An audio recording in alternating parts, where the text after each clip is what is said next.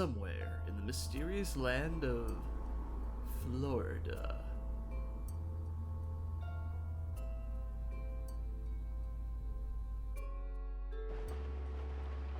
Hey man, thanks again for helping me move, especially on such short notice.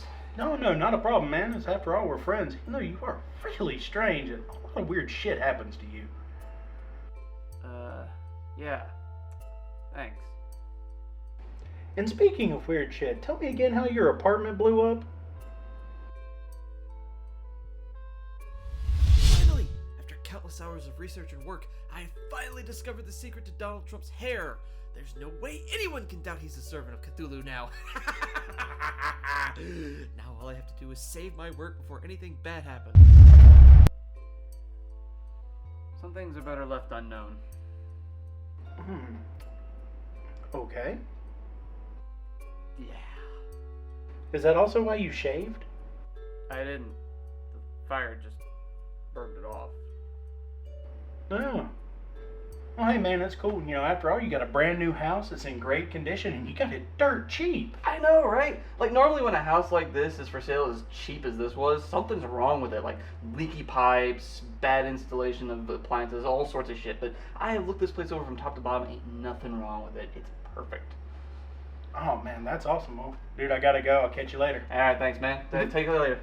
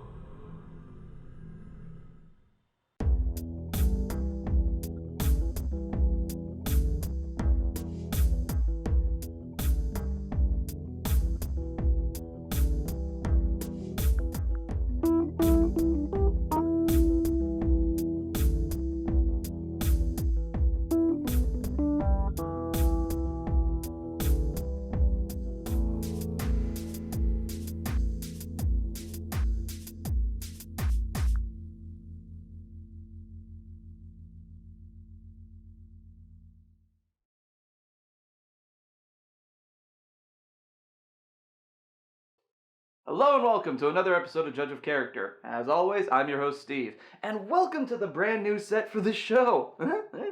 Yeah, after a few incidents, I decided to start fresh. And what better way to do that than with a whole new set? I mean, look at this. Not to mention, I got tired of looking like I was filming from a black fucking hole. Now, you may have noticed it's not entirely complete yet, and, well, that's gonna get filled in later, but I mean, come on, even like this, it's just loads better. I mean, it's so much nicer. Man, I'm really gonna like this.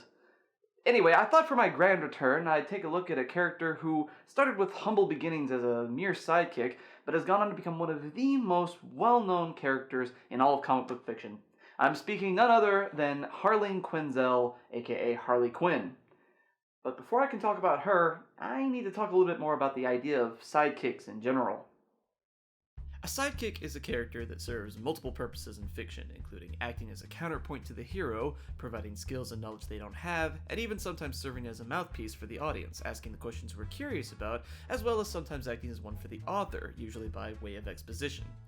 Sidekicks can also serve as a foil to the hero in a number of ways. If our hero is dark and brooding, their sidekick is often lighter and comedic as a way to offset them. They also sometimes serve as a way for us to know the hero better. It's through the sidekick, who often is the hero's confidant, that we know the hero is in fact a likable person. Usually.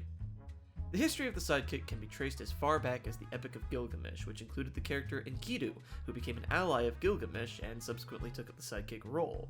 Since then, it has become a common occurrence in fiction and isn't likely to go away anytime soon. Now, you may have noticed I have almost been exclusively using the term hero when discussing the sidekick. Well, there's a reason for that, and it's actually very integral to our discussion of Harley Quinn. It highlights yet another one of the many differences between heroes and villains, apart from the obvious moral factor. You see, heroes have sidekicks, who are often just as important and integral to the plot as the hero themselves, whereas villains have minions. No, you don't! No, I refuse to pollute my show with that dreck. The reason villainous sidekicks are often called minions or mooks or henchmen, apart from a convention in terminology, is often to highlight how villains tend to lack the emotional bonds that allow them to form meaningful relationships with people. It's another way of showing how evil they are, that they have an army of replaceable faceless thugs who act as nothing more than cannon fodder for the hero. Whereas a sidekick is often a friend of the hero, or at least a companion whose company the hero enjoys, a minion is usually nothing more than a hired thug. However, that isn't to say that villains can't have sidekicks. In fact, that's one of the whole reasons I'm looking at Harley Quinn on this show. Harley started off as a lowly mook, a minion whose only real difference was her gender, and soon transcended into a full-fledged character with her own backstory, personality, and a full fan base. So, without further ado, it's time to look at that psychotic jester, Harley Quinn. And what better way to start than by looking at her history? Created in 1992 by Paul Dini and Bruce Timm for Batman the Animated Series, Harley, you might be surprised to know, was originally meant to be a one-shot appearance. Dini and Timm were writing a scene where a bunch of cops were taken hostage by someone who would pop out of a birthday cake. When writing the scene, they initially decided that it would have been weird to have the Joker do this, so instead they created a female henchman, a henchwoman if you will, to do the act. To this end, Dini found inspiration in the form of Arlene Sorkin, an old friend of his, specifically a scene from the show Days of Our Lives, where Sorkin appears in a dream sequence dressed as a jester. This imagery, along with Dini incorporating elements of Sorkin's personality into the character, gave birth to the ever-awesome Harley Quinn. Oh, and they ended up having Joker pop out of the cake anyway. Now, I'm not one to kink shame anybody, but Joker? Really? What with the pale skin and the green hair? Anyway, while Harley's first appearance didn't exactly come about with a whole bunch of fireworks and celebration, it didn't change the fact that right out the gate, she was a hit. But why? Well, that's what we're here for, so let's find out. Since Harley was meant to be a one-shot character, not a lot of thought, if any, was given to her backstory and reason for working with the Joker.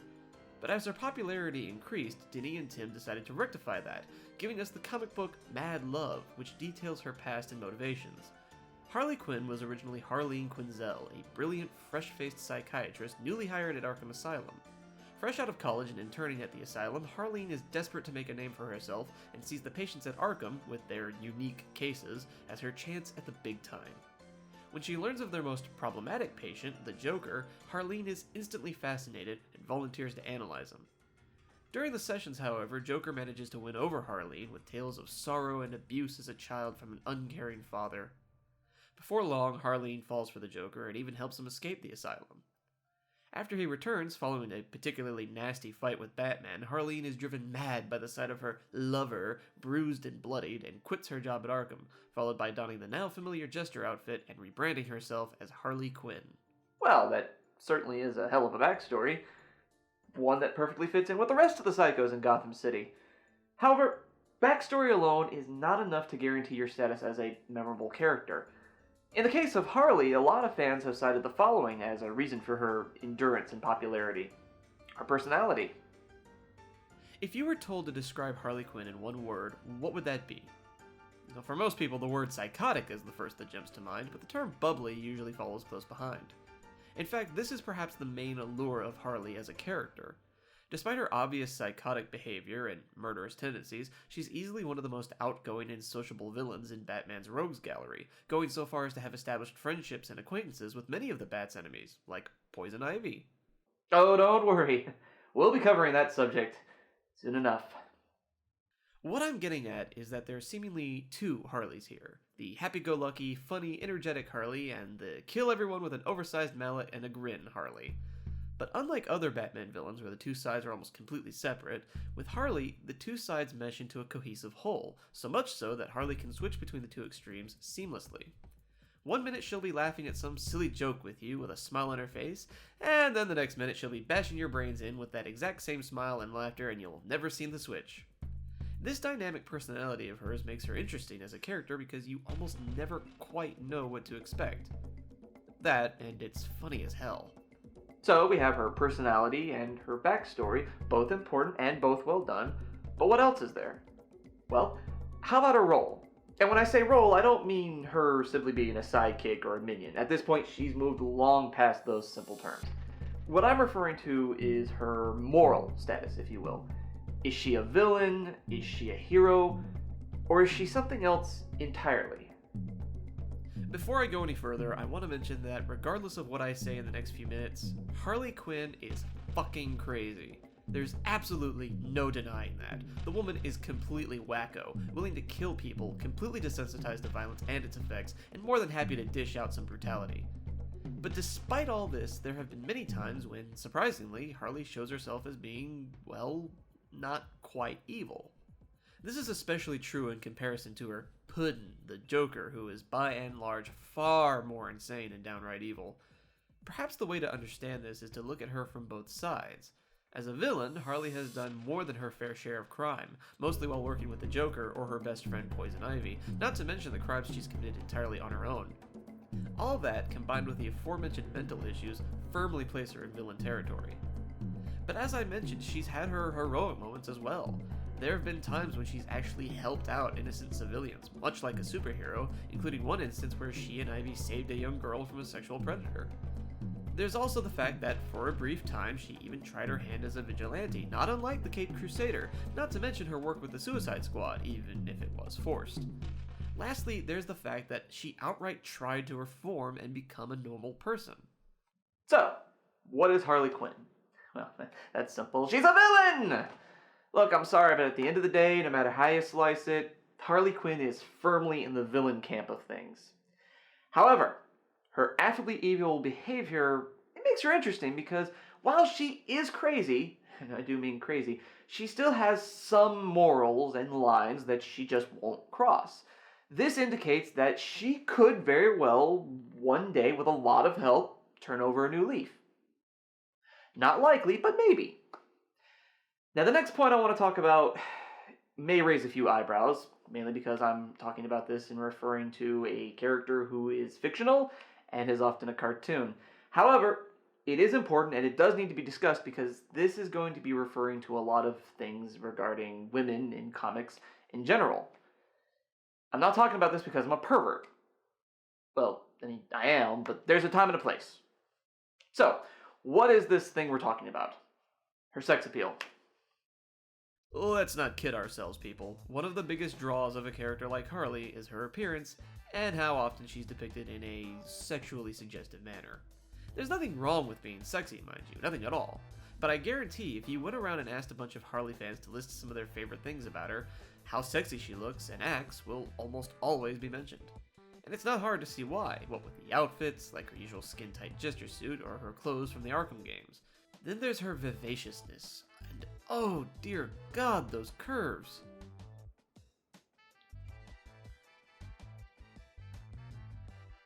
I'm weirding everybody out right now, aren't I?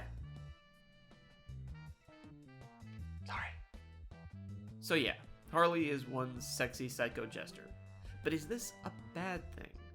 Well, yes and no.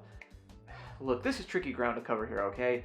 On the one hand, if I say it's a bad thing, then I could be labeled a prude and be seen as closed-minded. However, if I say it's a good thing, then I could be seen as a stereotypical guy who sees women not as people, but as objects. No, you know what? Screw it. This is my show, okay? So this is where my opinion matters. And you know what? I know for a fact most of the people who are going to watch this have pretty much the same thought that I have on this subject. It's a good thing. As I said before, there is nothing, absolutely nothing wrong with being sexy. And anyone who says otherwise obviously can't appreciate the human body and all its awesomeness. If there is any problem to be had about with Harley and her sex appeal, it's in how she and many other women in comics are often over-sexualized. Comics, especially recently, have had a bad time in depicting women as anything other than sexual objects. Just look at this panel from Justice League of America 14, where Lex Luthor has managed to kidnap most of the JLA. What's the first thing your eyes are drawn to? Titties! And not just any old titties, Wonder Woman titties! Front and center, these mountains of the Amazon are the first thing your eyes are going to focus on, followed by ass, ass, and more ass. Meanwhile, the rest of the JLA, all male, are just sort of crammed into a corner, like a forgotten and unwanted Christmas present. You know, that sweater your auntie made for you that's so hideous blind men would scream in terror. Hey guys, we were caught too. Could you rescue us? I mean, we're as important as Wonder Woman's boobs.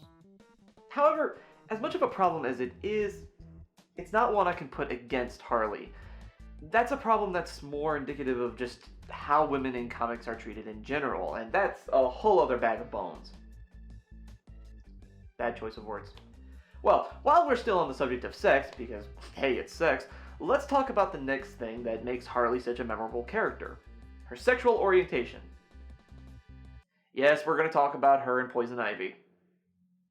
Now, why am I bringing up Harley's sexuality? No, it's not because I'm a relentless perv, again, time and a place. It's because representation of gay, lesbian, and bisexual characters, while still somewhat lacking, has progressed in recent years, and Harley's sexuality and how it developed is a great example of that. You see, Harley wasn't originally written as bisexual, at least not that we're aware of. It came later, with hints and teasings, mostly between her and fellow villain and best friend, Poison Ivy. Since her inception, Harley had always been shown to be the kind of person who could make friends with anyone, as I mentioned earlier, and one of these friendships was with the villainous plant lady, Poison Ivy. This relationship was first seen in the animated series episode Harley and Ivy, which had the two supervillains having a girls' night out rampage. While the two characters seemed diametrically opposed, they in fact complemented each other. Fans immediately adored the two, and it quickly became one of the more popular and regularly occurring villain team-ups. The relationship continued when Harley was retroactively added to the comic universe, but there was a lot more hints. Many not so subtle. However, despite the obvious les-yay elements of the relationship, DC never outright confirmed that Harley and Ivy were more than friends, opting rather to be just vague and non-committal about the whole thing. At least until the New 52, that is. Probably the only good thing that came out of that reboot. The reason I like Harley and Ivy's relationship is that it mirrors the one between her and Joker, but in a positive manner. Harley is always on the submissive side of things, always aiming to please who she's with, whether it be Joker or Ivy. But while Joker is cruel and abusive, Ivy, while still dominant, genuinely cares for Harley and seems to have her best interests in mind. Overall, it's just a better relationship. And speaking of relationships, it's time to talk more about Joker and Harley. Because after all, you wouldn't have had Harley without the Joker. It's funny, while Joker is one of my favorite villains in the DC universe besides Mr. Freeze, I absolutely hate his relationship with Harley.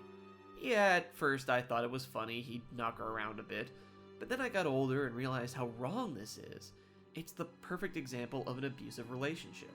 Harley is hopelessly in love with a monster of a man who regularly beats her up and threatens to kill her. No, not threatens, actively tries to kill her. And despite all the punishment she takes, she keeps on crawling back. The best example of this is from the Mad Love episode of the animated series, wherein Harley manages to trap the Batman and almost kills him, only for Joker to stop her, just because he insists on being the one to kill Batman. He responds by hitting her, then pushing her out a window. She survives, but barely. And does she finally leave his ass? Does she finally realize that he's no good for her? I finally see that slime for what he is. A murderous, manipulative, irredeemable...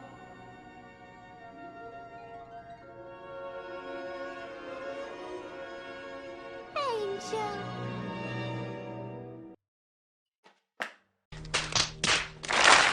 Yeah, I think I can safely say this is the only thing about Harley I don't like. But it's okay, because we still got Harley and Ivy. Now, it's time to talk about something that's really awesome. You know, the fact that she almost totally killed the Batman! I kind of glossed over it while I was talking about what Joker did to Harley, but can we just be amazed by this for a second? Harley managed to trap the Batman and put him into a situation he seriously couldn't get out of. He had no hope of escaping this death trap. At all. The only reason he survived, apart from the timely intervention of Joker, was because of his quick tongue, where he sowed doubt in Harley about the Joker's feelings toward her, buying him some time. If it hadn't been for Joker, it's highly likely that the bats would have been piranha food.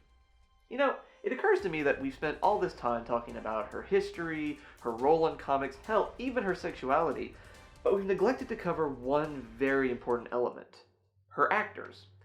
As you all know, and as I've mentioned elsewhere, a character is only as good as the actor who's played them. And while Harley has been played by a wide swath of people, we're going to focus on some of the really good ones. And of course, you can't talk about Harley without talking about the original, Arlene Sorkin. Sorkin, as mentioned at the start, was the primary inspiration for the character. Paul Dini drew from Sorkin's actual personality, presumably without the psychotic parts, and crafted the crazy jester. But it was Sorkin's nasal Brooklyn accent that helped give Harley life. Sorkin has no doubt been the most well-known and beloved voice of the character, but she couldn't play the role forever, so when she retired, she handed the reins over to fellow voice actor Tara Strong, who has played the role since in several games and animations, and even a brief scene in CW's Arrow as their lawyer-friendly version of Harley. And it's not stopping there. With the release of the Suicide Squad coming, Harley Quinn will be making her big screen debut as played by Margot Robbie. It won't be long now before Harley Quinn will be a regular household name. And again, it already is a household name when you take into consideration the fact that the famous director Kevin Smith actually named his daughter Harley Quinn. No, seriously, her full name is Harley Quinn Smith. Seriously, no, it totally blew my mind as well. And why shouldn't it be a household name? At the end of the day, Harley Quinn is an awesome character. Look, if nothing else I've said in this video has convinced you of that, maybe this will.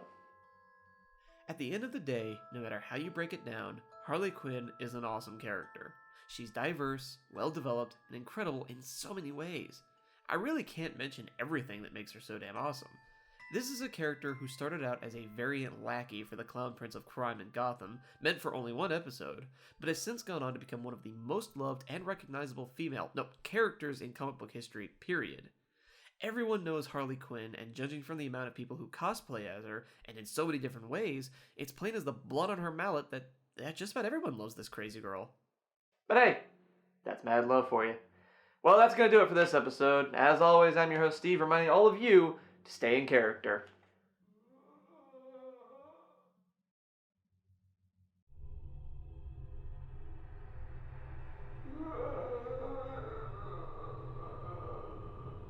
Of course, it's never anything normal, is it?